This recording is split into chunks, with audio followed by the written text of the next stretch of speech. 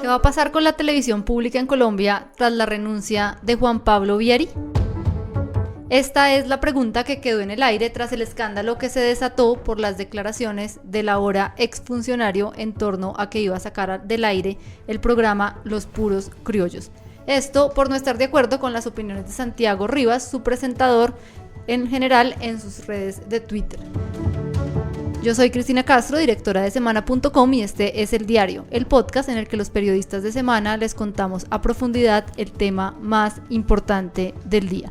En este episodio estaremos José Guarnizo, editor general de Semana.com, y las periodistas Astrid Suárez y Sofía Gómez, y les hablaremos de esta creciente polémica que terminó costándole el puesto al gerente de RTBC. No, es que no, en este momento ya no hay producción de Los Puros Criollos. Esa serie, esa temporada. ¿Cuánto demora esa temporada? Esa temporada son 12 capítulos. ¿Esos 12 capítulos al aire significa cuánto tiempo? Son 2 semanas, 3 semanas. ¿Y empiezan a emitirse cuándo? En enero. ¿En enero? ¿En qué horario? 7:30 de la noche. Lo cambiamos de horario. Okay. Notamos la producción. Lo ponemos 3 de la mañana. No tengo ni idea. Oye, bien, ya estoy muy preocupado. ¿Cómo se llama ese muchacho? Santiago Rivas. ¿Qué hacemos con él? ¿Él cómo está vinculado aquí? No está vinculado. Entonces, ¿cómo hacemos para que no salga más en nuestros productos? Pues nosotros tenemos que una temporada nueva de Los Puros Criollos por estrenar. ¿Con él? No Sí. puede ser.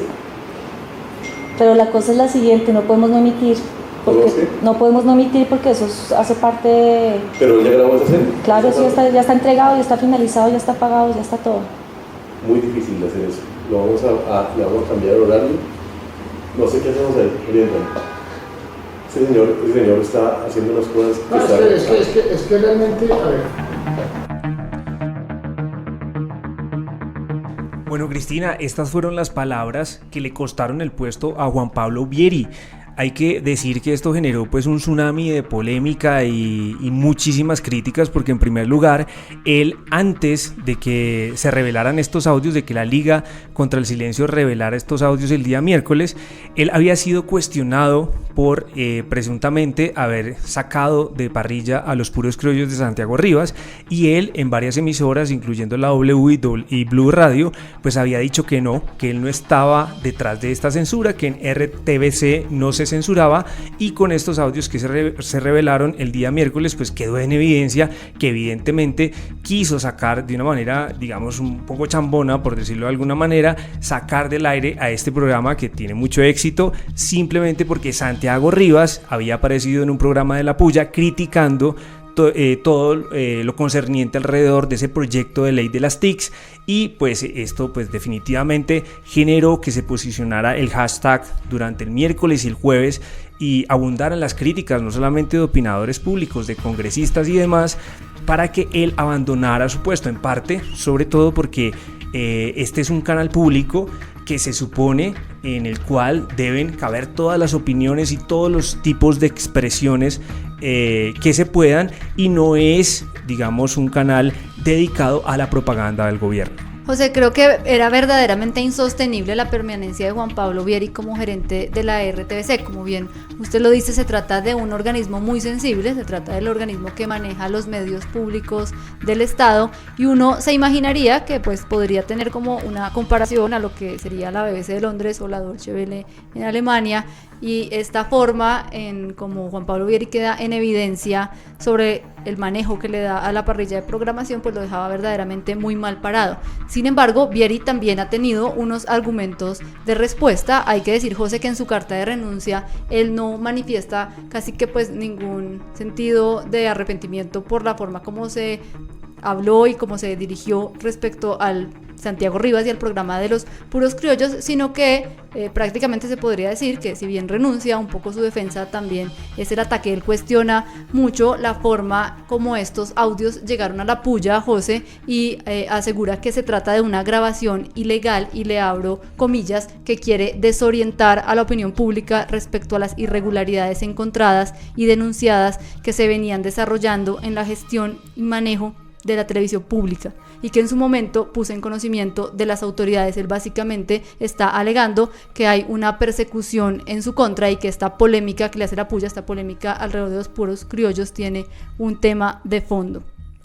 En cuanto a lo que dices, Cristina, de la manera como se encontraron estos audios, la Fundación para la Libertad de Prensa, FLIP, dijo que en ningún momento va a revelar el nombre de la fuente que les dio este audio y que no corresponde ni a chuzadas ni a algo ilícito, sino simplemente a la grabación de una conversación que sacó a la luz la situación que se estaba viviendo al interior de RTBC. También la FLIP dijo que el audio confirma plenamente que pues, el gerente Vieri sí sacó del aire a los puros criollos, pues por las declaraciones que había hecho Santiago Rivas sobre el proyecto del gobierno, del Mintic, que aparentemente pues, va a afectar la televisión pública. Así es, Sofía, pero además nosotros hemos consultado a algunos abogados y pues por supuesto hace parte dentro de los argumentos que ha expuesto la FLIP, y es que grabar una reunión privada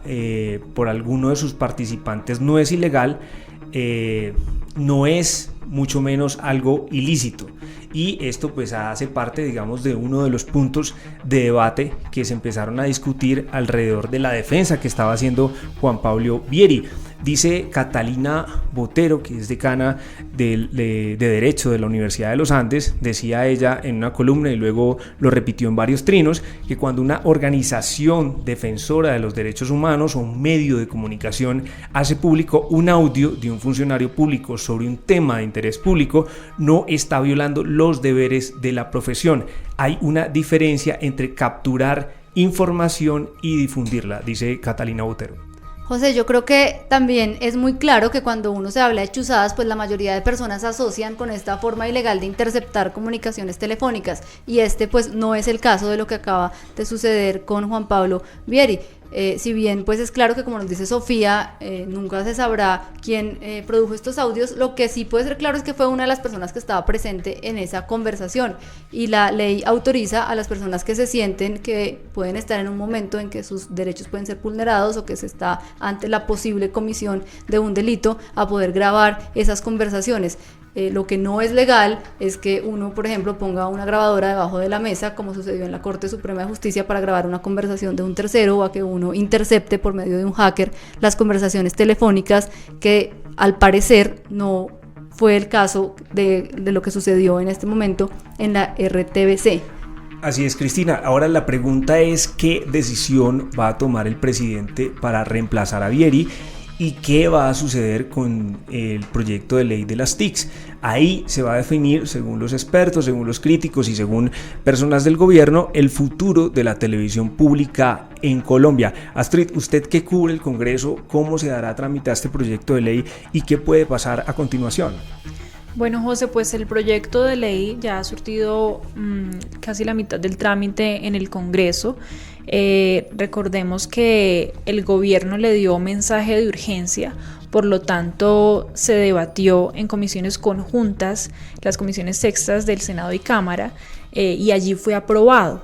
Esto pues en su momento tuvo una gran oposición y muchas críticas, como lo hemos venido diciendo, y la oposición, las bancadas alternativas, el Polo, el Partido Verde, los Decentes, en ese momento de la discusión se salieron del recinto para manifestar su rechazo al proyecto de ley TIC, y de todas maneras pues se votó y se aprobó. Astrid, yo creo que es importante recordar a las personas que están conectadas a este podcast que la polémica alrededor de la ley TIC era por la creación de una figura de regulador de la televisión pública. Recordemos que pues gran parte de la información y mucha información muy crítica al Estado se está realizando en este momento en la televisión pública, que por ejemplo un noticiero como Noticias 1, que sale en un canal del Estado, pues ha protagonizado quizás las mejores investigaciones periodísticas de la televisión en los últimos tiempos, y había un gran temor de que este organismo regulador que se iba a crear pues fuera como una especie de censor de lo que se estaba produciendo en la televisión, o de a qué se le ponía o no fondos públicos, y ese fue uno de los puntos que se criticaba en este programa pues de la puya que generó tanta molestia en Juan Pablo Vieri.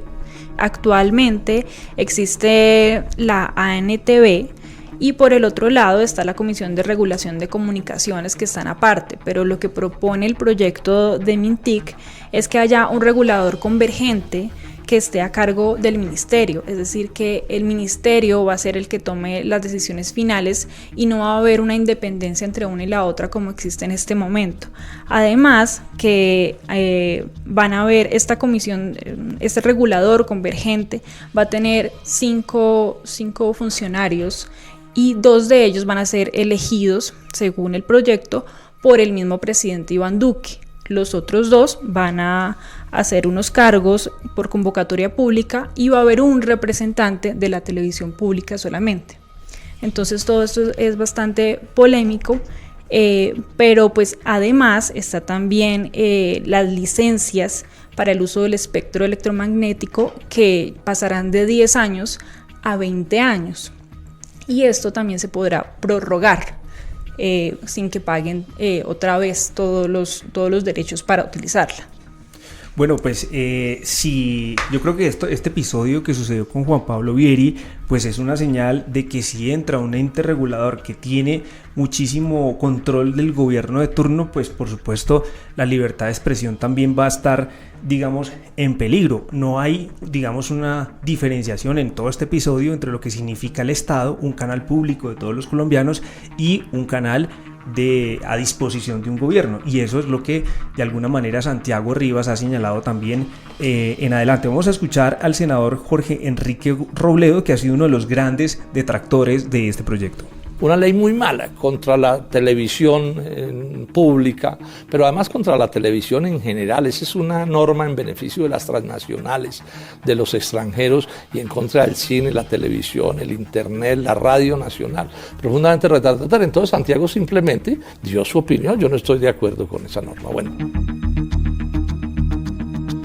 Sofía, pues este va a ser uno de los proyectos que quizás más resistencia va a tener en el Congreso durante este semestre, y esta polémica alrededor de Juan Pablo Vieri y el episodio con Santiago Rivas y el programa Los Puros Criollos, pues le va a generar que la opinión pública tenga un foco muy grande sobre lo que se debatirá en la próxima legislatura respecto a la reforma de la ley TIC. Usted esta mañana estuvo hablando con varios congresistas que se oponen a la ley.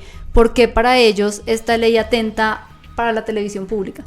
Sí, Cristina, yo estuve hablando con el senador del Partido Verde, Antonio Sanguino, y él me decía que lo que más les preocupa es que la ley permita al gobierno tener total control de los medios de comunicación y en este caso, la televisión pública, y que eso tal vez va a fomentar más episodios de censura como el de Santiago Rivas.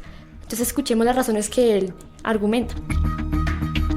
Bueno, la primera es que se crea una autoridad de comunicaciones juntando la televisión y todo el manejo de redes sociales, prácticamente de bolsillo del gobierno nacional, del gobierno de turno. Y eso, por supuesto, significa un gran riesgo para que los gobiernos puedan imponer la censura en el manejo de los contenidos, ya no solo de los grandes medios de comunicación y de la televisión pública y de la televisión en general, sino también la censura en las redes sociales y en toda forma de comunicación en el país. Y eso, por supuesto, es un rasgo dictatorial que nosotros, en una concepción de democracia, pues no respaldamos y más bien cuestionamos. La democracia colombiana hay que defenderla, evitando estos riesgos dictatoriales que corresponden precisamente a la conducta que estamos censurando del señor exdirector de la RTBC. Ángela María Robledo, representante de la Cámara por Colombia Humana, explicó otros puntos de la ley que afectarían gravemente a la televisión pública. Con este proyecto renovarían los contratos. En principio estaba en renovación de contratos a canales privados por 30 años y sin pagar absolutamente nada al Estado por la renovación, que fueron las alertas que se pusieron en los debates. Además de eso, pues estaba el costar por parte del Ministerio TIC, acabar con la Agencia Nacional de Televisión, ¿cierto? Que tiene una cierta autonomía. Esto entraría directamente a depender del gobierno. Y en el tema presupuestal, al crear condiciones tan ventajosas para los canales privados, pues era otra forma de debilitar lo público. Por eso hemos dicho que si hay que mirar la modernización del país, hay que mirar el tema del acceso a Internet, pero la pregunta también qué iba a pasar con Google, qué iba a pasar con Netflix, estas plataformas que en muchos lugares del mundo ya pagan impuestos y que aquí iban también a encontrar grandes condiciones de operación en detrimento de lo público. A pesar de la polémica que fue tan fuerte el semestre pasado, el gobierno hizo unas modificaciones y sigue apostándole a este proyecto. Sofía, ¿cuáles son las razones que hacen que la ministra insista en volver a presentar este proyecto en la próxima legislatura? Bueno, pues la ministra Silvia Constein dijo a nuestros colegas de la W Radio que este proyecto trae muchos beneficios para la televisión pública y por eso ella dice que incluso todos los canales regionales apoyaron la ley en su momento cuando pues fue presentada al Congreso. Este es un proyecto de ley que lo que hace es fortalecer la televisión y radiodifusión pública, que a través del proyecto de ley lo que se logra precisamente es una predecibilidad sobre los recursos que va a tener la televisión pública y que los mínimo que va a recibir la televisión pública, aclaremos, lo mínimo es el nivel máximo que ha tenido la televisión pública en los últimos años. Adicionalmente a eso, el proyecto de ley tiene una disposición muy clara sobre la promoción y ahí nuevamente algo relacionado con lo que mencionó Daniel de expresiones culturales. Hay una disposición expresa que dice, además de este fortalecimiento que le estamos dando a la televisión y radiodifusión pública, hay una disposición que dice, además el ministerio debe promover la generación.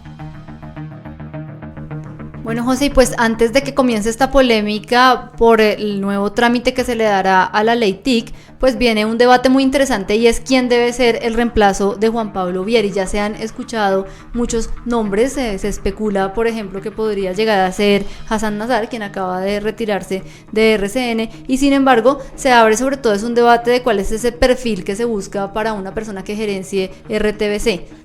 Sí, Cristina, este episodio que sucedió con Juan Pablo Vieri sí deja un precedente, sobre todo por el tono en el que Vieri en esos audios evidenció acerca de cómo se puede manejar la parrilla de un canal público. Esa expresión de matamos la producción, la ponemos a las 3 de la mañana, una persona que trabaja con el Estado no puede hablar mal del Estado, o sea, sí marca un precedente frente al nuevo nombre que tiene que tener en cuenta Iván Duque a la hora de entregarle las manos de la televisión pública.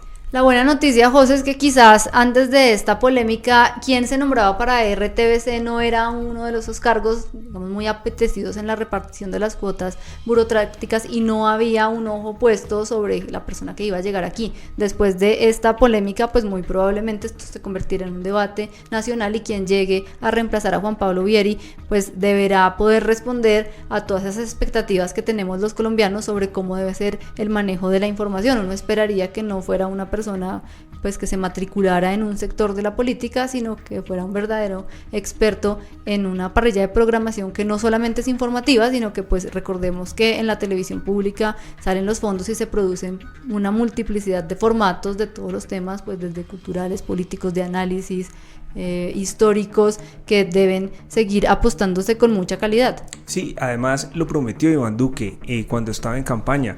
Él dijo que este canal público se iba a manejar justamente como la BBC y con mucha, digamos, independencia. En este caso, pues Juan Pablo Vieri no le dio esas riendas de independencia total, pero una cosa interesante, Cristina y todos los oyentes, es que este episodio también sirvió para que la gente se comenzara a manifestar sobre lo que realmente debería pasar en un canal público. Generalmente, pues no es un tema de debate público lo que sucede en los canales, en este tipo de canales, pero ahora me parece que es interesante verlo en las redes sociales, cómo los colombianos se están apropiando de este tema y por supuesto, digamos que todos los ojos y las lupas, como debe ser ante todo lo público, estarán puestas sobre este nombramiento que va a ser el presidente Duque. Sobre todo, José, porque se trata de un momento en el que la información es muy necesaria. Sabemos que la información de calidad enfrenta muchísimos dilemas y desafíos, pues estamos en la era de las noticias falsas, en la era en que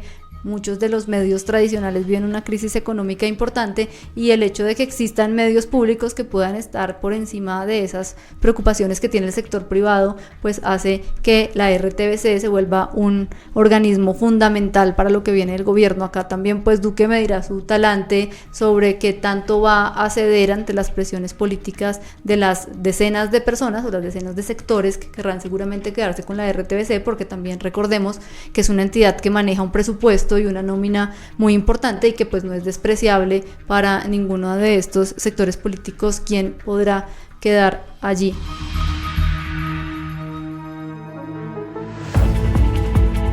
José, pues con esta reflexión cerramos este podcast. Los invitamos a todos ustedes a que se conecten con nosotros todos los días a partir de las 5:30 de la tarde en El Diario. Recuerden que nos pueden compartir, descargar, y que nos escucharán de lunes a viernes en este espacio en el que los periodistas de semana queremos hablarles de la noticia más importante del día.